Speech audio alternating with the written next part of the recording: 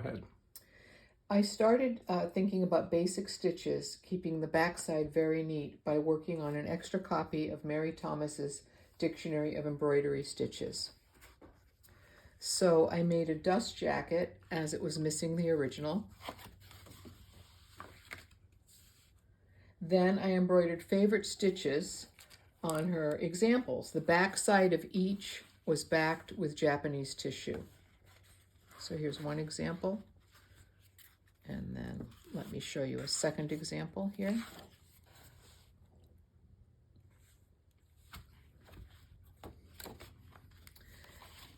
I'd like to do a more elaborate version of this sometime, or alter a book, with an embroidered story. Then I thought of a 1630 dos-a-dos in my collection. I've always wanted to make a facsimile of it. Originally, I designed a fairly accurate representation. The original was done in silver gilt and blue and green threads.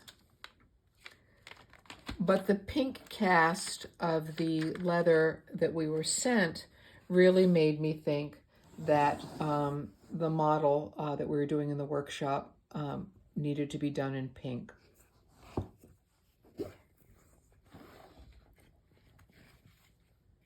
I always, with a book, always put all the materials I use, all the stitches I use, all the techniques, just as a reference in the box.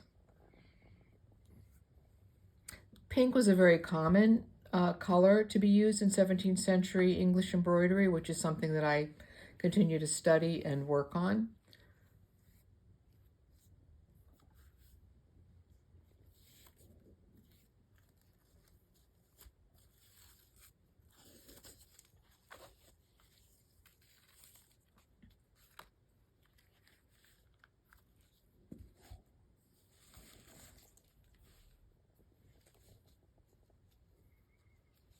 My design changed a lot from doing an original facsimile, partly because I couldn't do the same stitches on leather that I could do on silk or linen.